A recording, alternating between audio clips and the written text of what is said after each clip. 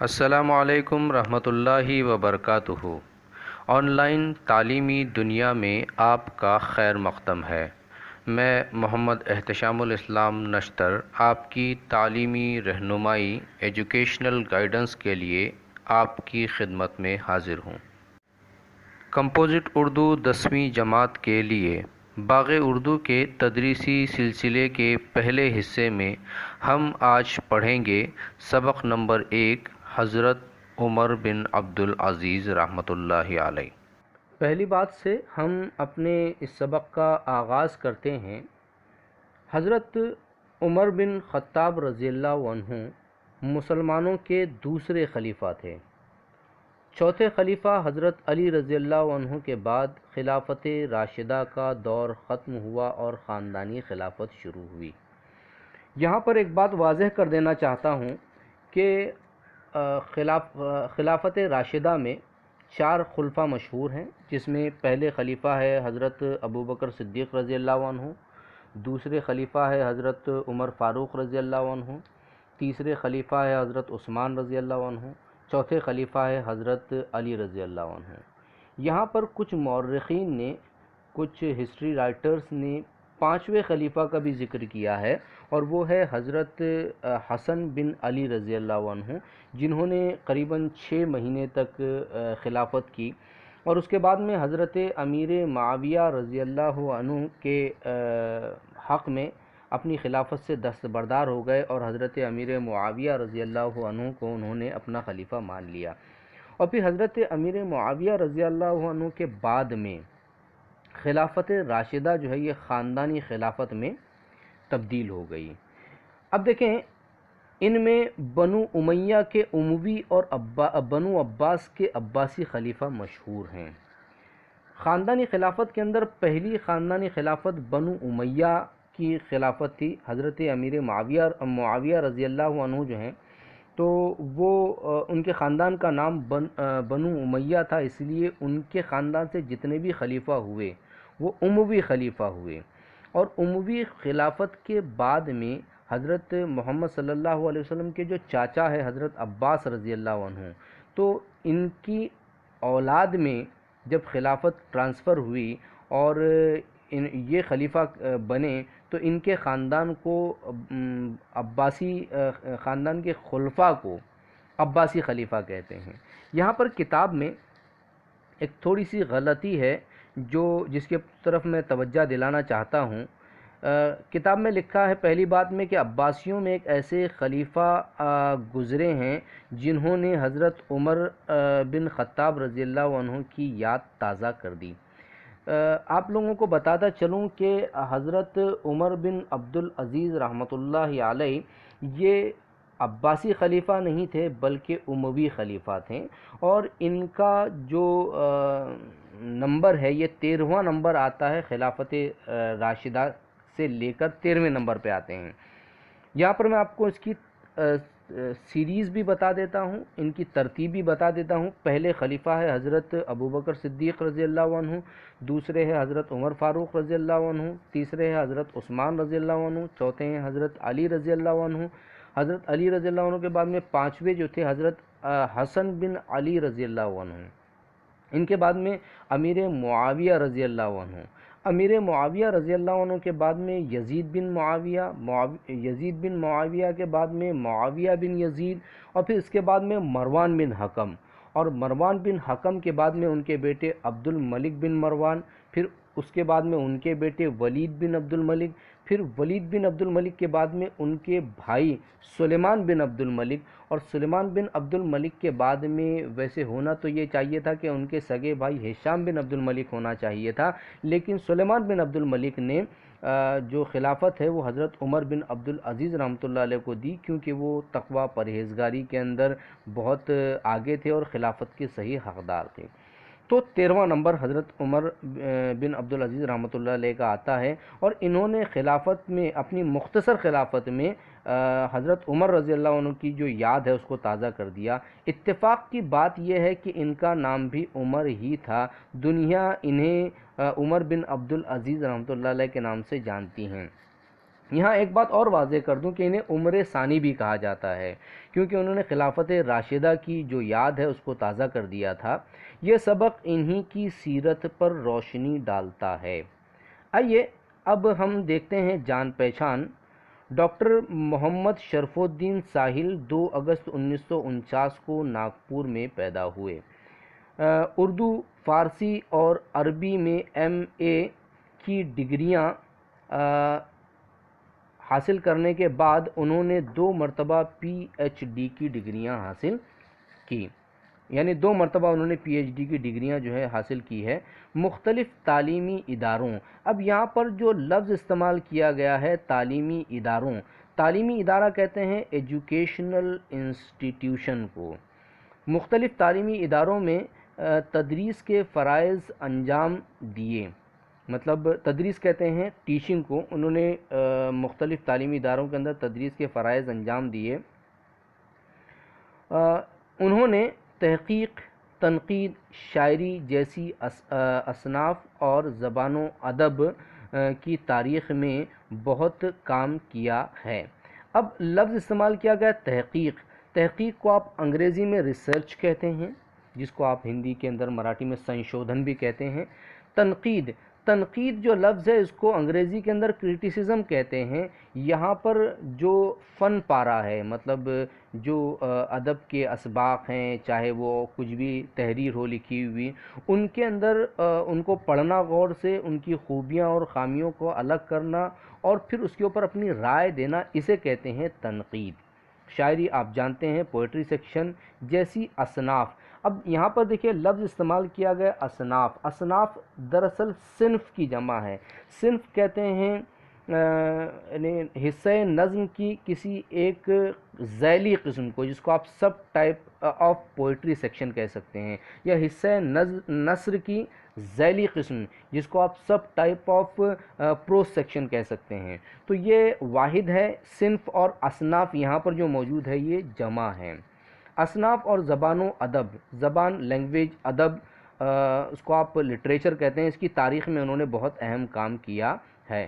ان موضوعات پر ان کی متعدد تصانیف موجود ہیں۔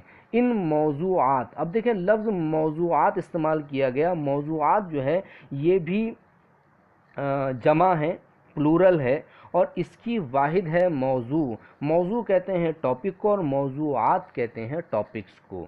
ان کی متعدد مطلب ایک سے زیادہ، بہت زیادہ، اور متعدد تصانیف، تصانیف یہ پلورل جمع ہے، اور اس کی واحد ہے تصنیف، مطلب جو لکھا ہوا ہے اس کو تصانیف کہتے ہیں۔ شائع ہو چکی ہے، شائع ہونا مطلب پبلش ہونا، شائع ہو چکی ہیں، جنہیں کئی اعزازات، اب دیکھیں لفظ استعمال کیا گیا اعزازات، لفظ ہے اعزاز واحد، اس کی جمع ہے اعزازات، مطلب آنرز، انہیں کئی اعزازات سے بھی نوازا گیا، مطلب آنرز دیے گئے۔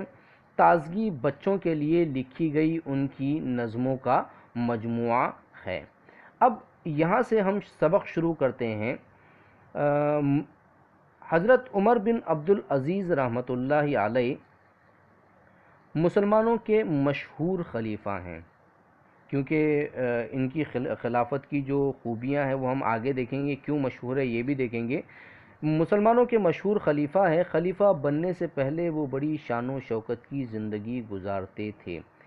جب وہ خلیفہ بنے تو اس سے پہلے بڑی شان و شوکت کی زندگی گزارتے تھے، بہت ٹھاٹ باٹ کی زندگی گزارتے تھے۔ شان و شوکت کے لیے لفظ انگریزی کا استعمال ہوتا ہے گلوری، لیکن خلیفہ بنتے ہی ان کی زندگی بدل گئی۔ خلیفہ بنتے ہی زندگی ان کی اس لیے بدلی کیونکہ انہوں نے اس سے پہلے خلفاء کی زندگی کو دیکھا تھا۔ خلافت راشدہ کی خلفاء جو ہیں ان کی زندگی ان کے سامنے تھی، اس کے لیے ان کو ذمہ داری کا احساس تھا، اور انہوں نے اپنی زندگی بھی تبدیل کر دی۔ انہوں نے شاہانہ ٹھاٹ باٹ ترک کر دیے، جو یعنی شاہانہ ٹھاٹ باٹ تھے، جو فیسلٹیز تھی، جو لگزوریس فیسلٹیز ان کے پاس میں تھی، اس کو انہوں نے ترک کر دیا۔ ترک کے معنی ہوتے ہیں چھوڑ دینا۔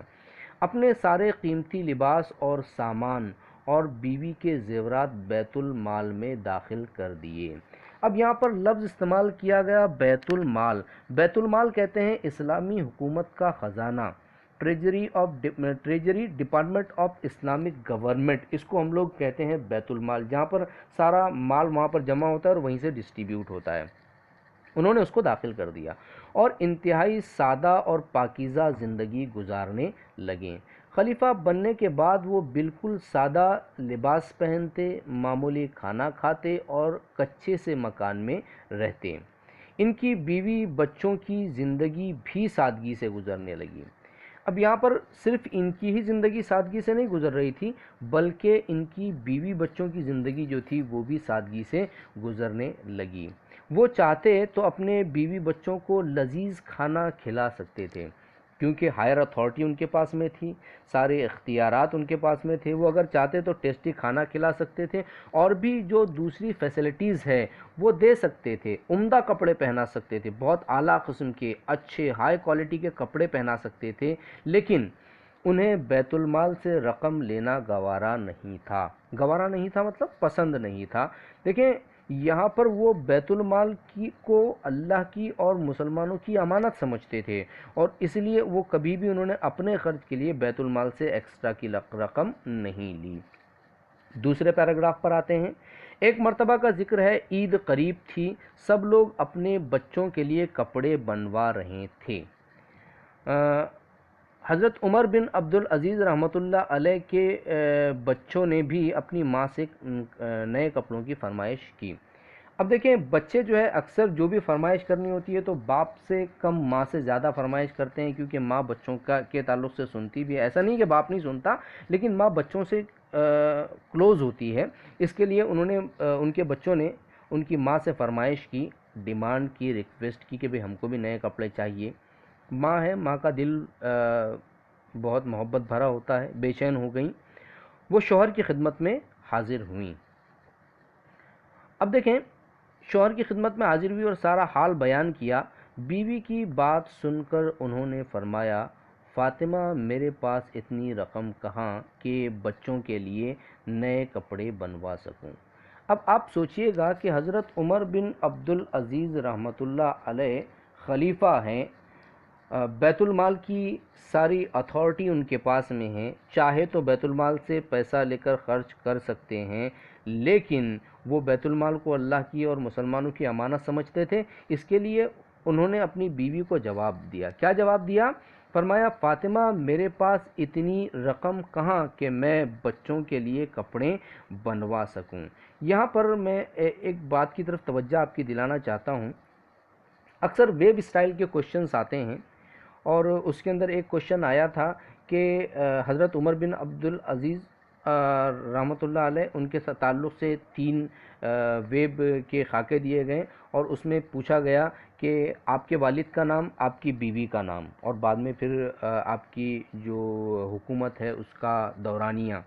तो यहाँ पर 2 चीज़ें तो हम लोग अभी देख सकते हैं कि आपके वालिद का नाम था हज़रत उमर बिन अब्दुल अज़ीज़, हज़रत अब्दुल अज़ीज़ जो है आपके वालिद का नाम था। उमर आपका नाम है और अब्दुल अज़ीज़ आपके वालिद का नाम है। और फ़ातिमा जो है यहाँ पर चूँकि उन्होंने मुखातिब किया है तो फ़ातिमा, इससे पता चलता है कि फ़ातिमा उनकी बीवी का नाम था। अब हम लोग अगला पैराग्राफ देखते हैं। हज़रत उमर बिन अब्दुल अज़ीज़ इंतहाई ईमानदारी से बैतुल माल की हिफाजत करते थे। नहाने या वज़ू करने के लिए सरकारी बावर्ची खाने में गर्म किया हुआ पानी इस्तेमाल नहीं करते थे। अब यहाँ पर जो लफ्ज़ इस्तेमाल किया गया बावर्ची खाना कहते हैं किचन को, जहाँ पर हम खाना बनाते हैं। तो बैतुल माल का जो सरकारी बावर्ची खाना है वहाँ से गर्म किया हुआ पानी, आप एहतियात देखिएगा कि वहाँ का गर्म किया हुआ पानी भी इस्तेमाल नहीं करते थे। इन्हें बैतुल माल में रखी हुई मुश्क को सूंघना तक गवारा नहीं था। यहाँ पर लफ्ज़ इस्तेमाल किया गया मुश्क देखिए, हरन के पेट से निकली हुई खुशबूदार चीज़ होती है जिससे इत्र बनता है, खुशबू बनती है। यहाँ पर जो मीम है उसके ऊपर पेश है, जो यहाँ दिया नहीं गया है, हम मुश्क पढ़ेंगे उसको। और इसी तरीके से अगर हम लोग ज़बर लगा देते हैं तो उसके माना होते हैं मशकीज़ा। जो सहराई लोग चमड़े की एक थैली पानी कैरी करने के लिए, वाटर कैरी करने के लिए जो है इसको इस्तेमाल करते हैं, उसको मश्क कहते हैं। تو ان کو مشک سونگھنا بھی گوارا نہیں تھا۔ اب ان کی احتیاط کا ایک انسیڈنٹ یہاں پر بتایا جا رہا ہے کہ ایک رات وہ کسی کام میں مصروف تھے، سرکاری کام کے اندر بزی تھے، مصروف تھے، اس کام کے لیے سرکاری چراغ جل رہا تھا۔ ایک ایک بات پر غور کیجئے گا کہ سرکاری کام ہو رہا ہے اور سرکاری چراغ جل رہا ہے، اتنے میں ایک ملاقاتی صرف ان کی خیریت دریافت کرنے آ گیا۔ یہاں پر دیکھیں تاریخ کے اندر جب ہم پڑھتے ہیں تو پتہ چلتا ہے کہ جیسے ملاقاتی آیا تو انہوں نے سب سے پہلا سوال اس سے یہ کیا کہ کیا کام ہے، سرکاری کام ہے یا ذاتی کام ہے؟ تو اس نے کہا کہ میں آپ کی خیریت دریافت کرنے آیا ہوں، آپ کے حال چال پوچھنے کے لیے آیا ہوں۔ تو انہوں نے سرکاری چراغ بجھا دیا اور اپنا ذاتی چراغ منگوا کر جلایا۔ اب آپ احتیاط دیکھیے گا کہ سرکاری چراغ سرکاری کام کرنے کے لیے جل رہا ہے، انہوں نے اس سرکاری چراغ کی روشنی میں، اس تیل کے جلنے میں اپنی خیریت، اپنے ذاتی کام کے اوپر جو ہے اتنا بھی خرچ کرنا گوارا نہیں کیا، بلکہ وہ چراغ بجھایا، اپنا ذاتی چراغ منگوا کر جلایا، جب تک کہ وہ آدمی ان کی خیریت دریافت کرتا رہا، بات چیت کرتا رہا، تو تب تک کہ ذاتی چراغ جلتا رہا، پھر وہ چلا گیا تو دوبارہ سے سرکاری چراغ میں سرکاری کام شروع ہو گیا۔ یہ احتیاط تھی حضرت عمر بن عبدالعزیز رحمۃ اللہ علیہ کی۔ حضرت عمر بن عبدالعزیز اپنے ارد گرد خوشامدیوں کو دیکھنا پسند نہیں کرتے تھے۔ عموماً ہم یہ دیکھتے ہیں کہ جو خلیفہ، جو بادشاہ گزرے ہیں پرانے دور کے، تو ان کے دور میں جو خوشامدی لوگ ہیں، جو جی حضوری کرنے والے ہیں، جو ان کی بلا وجہ تعریف کرنے والے ہیں، وہ اطراف میں رہتے ہیں اور لوگ بادشاہ پسند کرتے تھے اور اس کی وجہ سے وہ ان کو مس گائیڈ بھی کرتے تھے۔ لیکن چونکہ حضرت عمر بن عبدالعزیز رحمۃ اللہ علیہ ایک عالم بھی تھے، آپ ایک اچھے خلیفہ تھے، تو وہ خوشامدیوں کو، بیجا تعریف کرنے والوں کو پسند نہیں کرتے تھے، اور آپ جو ہے اکثر علماء کو بلاتے۔ اب یہاں پر لفظ جو ہے استعمال کیا گیا اکثر، مطلب زیادہ تر عالموں کو بلواتے اور ان سے نصیحت کی درخواست کرتے۔ آپ اکثر عالموں کو بلاتے، ان سے نصیحت کی، آپ ان سے کہتے کہ بھئی مجھے گائیڈ کیجئے گا، مجھے نصیحت کیجئے گا، مجھے سجیشن دیجئے گا کہ میں کس طریقے سے اپنی خلافت کو بہتر طور پر چلا سکتا ہوں۔ وہ چاہتے تھے کہ علماء انصاف کرنے میں ان کی رہنمائی کرے۔ اب لفظ یہاں پر استعمال کیا گیا علماء یہ جمع ہے اور اس کی واحد ہے عالم، علم والا۔ انصاف کرنے میں ان کی رہنمائی کرے، ان کا گائیڈنس، رہنمائی کے معنی ہوتا ہے گائیڈنس کرنا، نیکی کے کاموں میں ان کی مدد کرے، حاجت مندوں کی حاجتیں ان تک پہنچائے۔ اب کئی مرتبہ ایسا ہوتا ہے کہ کچھ حاجت مند لوگ ہوتے ہیں جو اپنی سیلف رسپیکٹ کی وجہ سے، اپنی خودداری کی وجہ سے سامنے نہیں آتے اور پیچھے رہ جاتے ہیں، تکلیف اٹھاتے ہیں۔ تو حضرت عمر بن عبدالعزیز رحمۃ اللہ علیہ چاہتے تھے کہ علماء حاجت مندوں کی حاجتیں ان تک پہنچائے، جو نیڈی پرسن ہے، ان کی جو نیڈس ہے، ان کی جو ڈیمانڈ ہے ان تک پہنچائے، ان کی جو حاجتیں ان تک پہنچائے تاکہ ان کی حاجتوں کو پورا کریں۔ اور حضرت عمر بن عبدالعزیز رحمۃ اللہ علیہ یہ بھی چاہتے تھے کہ کوئی ان کے سامنے کسی کی غیبت نہ کرے۔ غیبت کہتے ہیں بیک بائٹنگ کو۔ وہ ملازموں کے آرام کا بھی بہت زیادہ خیال رکھتے اور کسی کام کو کمتر نہیں سمجھتے تھے۔ یہاں پر اکثر ہم دیکھتے ہیں کہ لوگ جو کام ہیں تو کام کے اندر بھی ڈسکریمنیشن کرتے ہیں، تفریق کرتے ہیں، فرق کرتے ہیں کہ یہ کام چھوٹا ہے، وہ کام بڑا ہے۔ لیکن حضرت عمر بن عبدالعزیز رحمۃ اللہ علیہ ملازموں کے آرام کا، نوکروں کے آرام کا خیال کرتے اور ہر کام کو یکساں اہمیت دیتے تھے۔ کمتر سمجھنا مطلب چھوٹا سمجھنا نہیں سمجھتے تھے وہ۔ ایک بار رات کو کسی مہمان سے گفتگو فرما رہے تھے، دفعتاً چراغ ٹمٹمانے لگا۔ یہاں پر دیکھیں ایک انسیڈنٹ بتایا جا رہا ہے کہ کس طرح ملازموں کے آرام کا خیال رکھتے تھے۔ تو اب کہتے ہیں کہ ایک مرتبہ کسی مہمان سے گفتگو فرما رہے تھے، دفعتاً یعنی اچانک، سڈنلی چراغ ٹمٹمانے لگا، قریب ہی ایک ملازم سویا ہوا تھا۔ مہمان نے کہا اس کو جگا دوں؟ بولے سونے دو۔ مہمان نے کہا میں خود اٹھ کر چراغ ٹھیک کر دوں؟ فرمایا میں سے کام لینا مناسب نہیں ہے۔ اب یہاں پر دو چیزیں ہمارے سمجھ میں آتی ہے کہ حضرت عمر بن عبدالعزیز رحمۃ اللہ علیہ ملازم کے آرام کا خیال کرتے تھے، بیچارہ تھک کر سویا تھا، اس کے لیے کہا کہ اس کو سونے دو، آرام کرنے دو۔ پھر اس کے بعد میں مہمان کا اکرام یہاں پر سمجھ میں آتا ہے کہ حضرت عمر بن عبدالعزیز کتنا اکرام کرتے تھے۔ کہتے ہیں کہ بھی مہمان نے جب کہا کہ میں کام کر دوں تو آپ نے کہا کہ نہیں، مہمان سے کام لینا ٹھیک نہیں ہے، مطلب اصول کے خلاف ہیں۔ فرمایا مہمان سے کام لینا مناسب نہیں ہے۔ وہ خود ہی اٹھے، برتن سے زیتون کا تیل لیا اور چراغ کو ٹھیک کر کے پلٹے تو کہا۔ خود اٹھ کر برتن سے زیتون کا تیل لیا۔ یہاں پر زیتون کا تیل، اس کو آپ اولیو آئل کہتے ہیں، یہ جو ہے آج کل بہت مہنگا ہے۔ پرانے زمانے میں یہی استعمال کیا جاتا تھا، جلانے کے لیے بھی اور کھانے کے لیے بھی۔ تو انہوں نے زیتون کا تیل لیا، چراغ کے اندر ڈالا اور اس کو ٹھیک کیا، اور جب پلٹے تو کہا، کیا کہا دیکھیں، بہت بڑی بات ہے۔ کہتے کہ میں جب اٹھا تھا تو عمر بن عبدالعزیز تھا، اور جب پلٹا تو بھی عمر بن عبدالعزیز ہوں۔ مطلب یہ کہ میرے اس چھوٹے سے کام کرنے کی وجہ سے میری جو ذات ہے، میری جو شخصیت ہے، میری جو پرسنالٹی ہے، اس کے اندر کسی قسم کا کوئی فرق نہیں پڑا۔ چھوٹا کام کرنے سے میں چھوٹا نہیں ہو گیا ہوں، میں وہی عمر بن عبدالعزیز ہوں جو پہلے تھا۔ ان کے زمانے میں بڑی خوشحالی تھی۔ اب لفظ استعمال کیا گیا خوشحالی۔ خوشحالی کہتے ہیں اچھی حالت کو، سارے لوگ خوش تھے، جس کو آپ انگریزی میں پراسپیرٹی کہتے ہیں۔ تو خوشحالی تھی، لوگ ان کے پاس کثرت سے مال لاتے، مطلب ہر انسان کے پاس میں اتنا مال تھا کہ وہ صدقہ کرنے کے لیے، خیرات کرنے کے لیے مال لاتا، کثرت سے مال لاتے اور کہتے کہ غریبوں میں بانٹ دیجئے۔ لیکن وہ یہ کہہ کر مال کو واپس کر دیتے کہ حاجت مند نہیں ملتے، پھر یہ مال کسے دیا جائے۔ اب آپ سوچیں کہ کتنی خوشحالی تھی کہ ان کے پاس میں لوگ صدقہ خیرات کے لیے مال لاتے اور وہ واپس کر دیتے کہ بابا کسی کو ضرورت ہی نہیں ہے تو میں لے کر کیا کروں، میرے اوپر ذمہ داری آ جائے گی۔ اب انہوں نے کیا کام کیے مختصر اپنی حکومت کے اندر؟ انہوں نے لوگوں کی سہولت کے لیے سرائیں بنوائیں۔ دیکھیں سرائیں جو ہے لاج کو کہتے ہیں، سرائیں یہ جمع ہے، اس کی جو واحد ہے وہ سرائے ہے، لاج۔ پرانے زمانے میں جو سفر ہوتے تھے، پیدل سفر ہوتے تھے، گھوڑوں پر، اونٹ پر سفر ہوتے تھے، کئی دنوں تک کے سفر ہوا کرتے تھے، درمیان میں آرام کی ضرورت پڑتی تھی، تو اس کے لیے انہوں نے لاج کا انتظام کیا تھا۔ یہ جو فیسلٹی ہے وہ انہوں نے اپنی حکومت کے اندر قائم کی تھی۔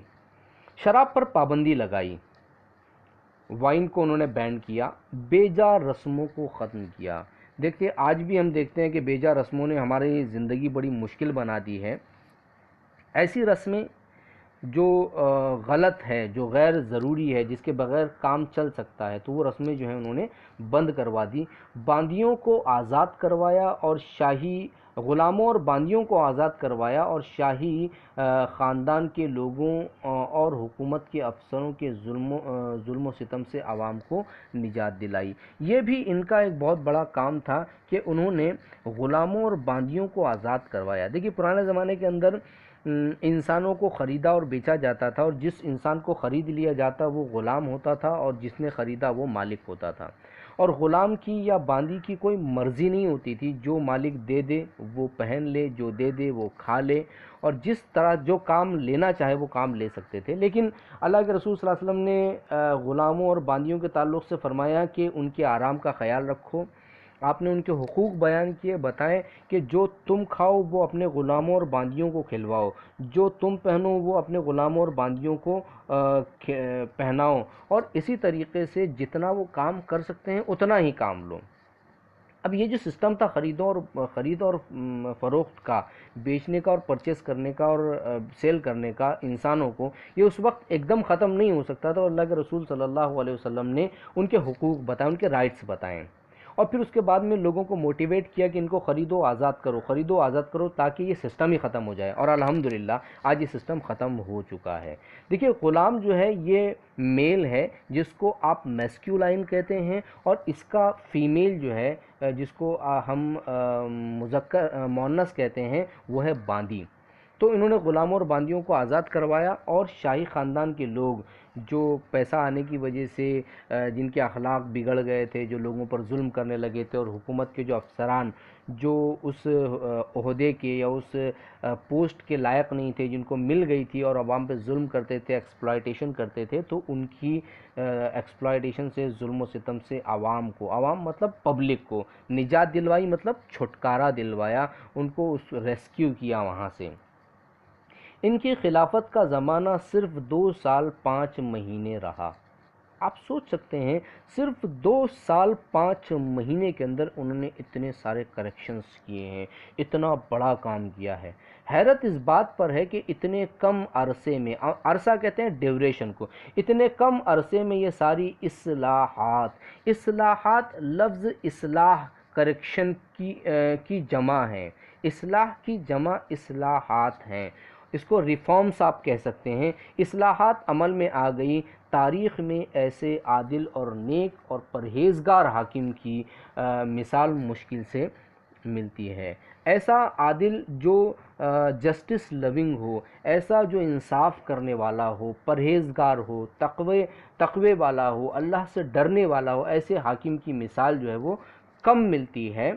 تو یہ تھا حضرت عمر بن عبدالعزیز کا سبق، جس کے اندر ہم نے دیکھا کہ حضرت عمر بن عبدالعزیز رحمۃ اللہ علیہ تاریخ کی وہ شخصیت ہے جنہوں نے اپنی حکومت کے اندر، بہت مختصر حکومت کے اندر، انہوں نے وہ کریکشنز، وہ اصلاحات کی جس کی وجہ سے جو ہے عوام کو سکون ملا، چین ملا۔ اب ہم سبق کی مشقی سرگرمیاں دیکھ لیتے ہیں۔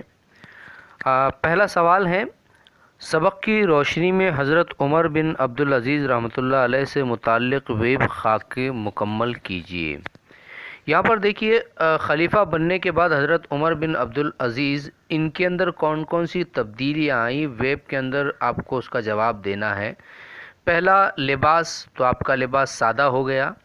دوسرا، کھانا، تو آپ معمولی کھانا کھاتے۔ تیسرا، مکان، تو آپ کچے مکان میں رہتے۔ اور چوتھا، ٹھاٹ باٹ، تو آپ نے ٹھاٹ باٹ ترک کر دیے تھے۔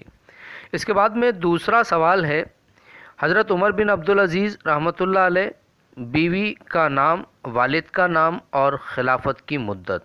تو آپ کی بیوی کا نام فاطمہ تھا، والد کا نام عبدالعزیز، اور آپ کی خلافت کی مدت 2 سال 5 مہینے تھی۔ اب اس کے بعد میں سوالات ہیں۔ سوال نمبر 2، عید کے موقع پر خلیفہ کے ساتھ پیش آنے والا واقعہ لکھیے۔ تو اس کا جواب ہے کہ ایک مرتبہ کا ذکر ہے، عید قریب تھی، سب لوگ اپنے بچوں کے لیے نئے کپڑے بنوا رہے تھے۔ حضرت عمر بن عبدالعزیز رحمۃ اللہ علیہ کے بچوں نے بھی اپنی ماں سے نئے کپڑوں کی فرمائش کی۔ ماں بے چین ہو گئیں، وہ شوہر کی خدمت میں حاضر ہوئیں اور سارا حال بیان کیا۔ بیوی کی بات سن کر انہوں نے فرمایا، فاطمہ، میرے پاس اتنی رقم کہاں ہے کہ بچوں کے لیے نئے کپڑے بنوا سکوں۔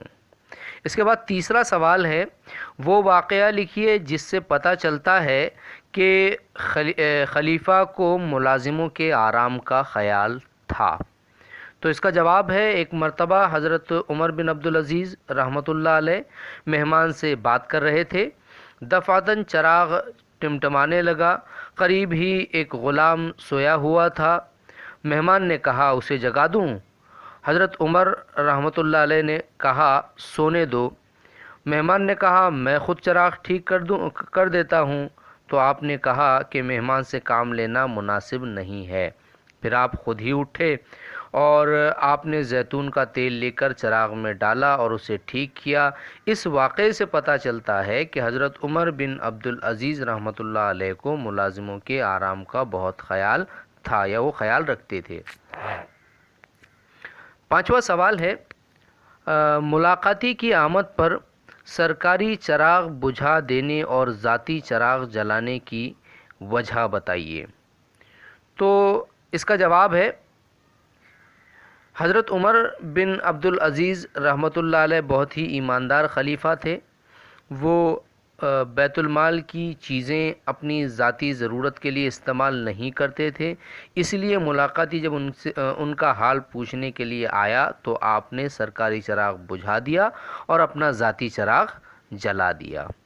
اگلا سوال ہے حضرت عمر بن عبدالعزیز کی علماء سے امیدیں لکھیے. تو جواب ہے حضرت عمر بن عبدالعزیز رحمۃ اللہ علیہ اکثر علماء کو بلواتے اور ان سے نصیحت کی درخواست کرتے. وہ چاہتے تھے کہ علماء انصاف کرنے میں ان کی رہنمائی کریں، نیکی کے کاموں میں ان کی مدد کریں اور حاجت مندوں کی حاجتیں ان تک پہنچائیں اور ان کے سامنے کسی کی غیبت نہ کریں. اس کے بعد میں جو اگلا سوال ہے، مناسب لفظ چن کر جملے کو مکمل کیجیے. تو اس کے اندر پہلی خانہ پوری ہے حضرت عمر بن عبدالعزیز رحمۃ اللہ علیہ خلیفہ بننے سے پہلے ڈیش کی زندگی گزارتے تھے. تو دو آپشن میں سے آئے گا شان و شوکت کی زندگی، خلیفہ بننے سے پہلے. اب اس کے بعد میں دوسری جو خانہ پوری ہے، حضرت عمر بن عبدالعزیز رحمۃ اللہ علیہ کو ڈیش سے رقم لینا گوارا نہ تھا. دو آپشن دیے ہوئے ہیں، اس میں سے صحیح آپشن ہے بیت المال. پھر اس کے بعد میں تیسری خانہ پوری ہے حضرت عمر بن عبدالعزیز رحمۃ اللہ علیہ ڈیش کو پسند نہیں کرتے تھے. تو مناسب جو خانہ پوری ہے وہ ہے خوشامدیوں کو پسند نہیں کرتے تھے. اور چوتھا ہے حضرت عمر بن عبدالعزیز رحمۃ اللہ علیہ کے زمانے میں ڈیش تھی، یعنی بڑی خوشحالی تھی. اب اس کے بعد میں پھر ایک ویب اسٹائل کا کوشچن موجود ہے، سوال ہے حضرت عمر بن عبدالعزیز کی اصلاحات، ریفارمز، عوامی سہولیات درجہ ذیل نکات کے تحت لکھیے. اب حضرت عمر بن عبدالعزیز کی اصلاحات اور انہوں نے کیا کیا اصلاحات کی. تو بنوائیں، سرائیں بنوائیں، پابندی لگائیں تو شراب پر پابندی لگائیں، آزاد کیا تو غلاموں اور باندیوں کو آزاد کیا، اور نجات دلائی تو عوام کو نجات دلائی. آخری سوال ہے درجہ ذیل جملوں سے فعل، فاعل اور مفعول تلاش کر کے مناسب خانوں میں لکھیے. حضرت عمر بن عبدالعزیز رحمۃ اللہ علیہ سادہ لباس پہنتے تھے. دوسرا جملہ ہے انہوں نے سرکاری چراغ بجھا دیا. تیسرا جملہ ہے ملازم سویا ہوا تھا. چوتھا جملہ ہے لوگ ان کے پاس کثرت سے مال لاتے تھے. اور پانچواں جملہ ہے بے جا رسموں کو ختم کیا. اب پہلے جملے کے اعتبار سے فاعل، فعل اور مفعول ہم کو علیحدہ کرنا ہے. تو پہلے جملے کے فاعل ہے حضرت عمر، فعل ہے پہنتے اور مفعول ہے سادہ لباس. دوسرے جملے کے فاعل ہے انہوں نے، فعل ہے بجھا دیا اور مفعول ہے سرکاری چراغ. تیسرے جملے کے فاعل ہے ملازم، فعل سویا ہوا اور اس میں مفعول نہیں ہے. چوتھے جملے میں فاعل ہے لوگ، فعل ہے لاتے اور مفعول ہے مال. اور پانچویں جملے میں فاعل نہیں ہے، فعل ختم کیا اور مفعول ہے بیجا رسموں. ناظرین، اسی طرح کی آن لائن تعلیمی ویڈیو، ایجوکیشنل ویڈیوز کے لیے ہمارے اس چینل کو سبسکرائب کیجیے اور بیل آئیکن کو دبا دیجیے تاکہ آنے والی تمام ویڈیو آپ کو وقت پر مل سکیں. ملتے ہیں اگلے اسی طرح کے تعلیمی ویڈیو میں. تب تک اپنا خیال رکھیے گا، گھر پر رہیے گا، محفوظ رہیے گا. السلام علیکم رحمۃ اللہ وبرکاتہ.